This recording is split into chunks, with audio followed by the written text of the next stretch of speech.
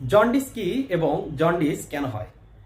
Jaundice আসলে কোনো রোগ নয়, রোগের লক্ষণ মাত্র। জন্ডিস হলে রক্তে বিলিরুবিনের মাত্রা বেড়ে যায়। জন্ডিস বলতে আমরা শরীর, চোখ ও প্রস্রাবের রং হলুদ হয়ে যাওয়াকে বুঝে থাকি। মূলত বিলিরুবিন নামক রঞ্জকের মাত্রা বেড়ে যাওয়ার প্রভাবে এটা ঘটে থাকে। রক্তের এই বিলিরুবিন বাড়ার অনেক কারণ রয়েছে, যেমন রক্তের লোহিত রক্তকণিকার দ্রুত ও অত্যধিক পরিমাণে ভেঙে যাওয়া, লিভারের মেটাবলিজম বাধাগ্রস্ত হওয়া ও পিত্তরসের প্রবাহ বাধাগ্রস্ত হওয়া সহ বেশ কিছু কারণে জন্ডিসের উপসর্গ দেখা দেয়।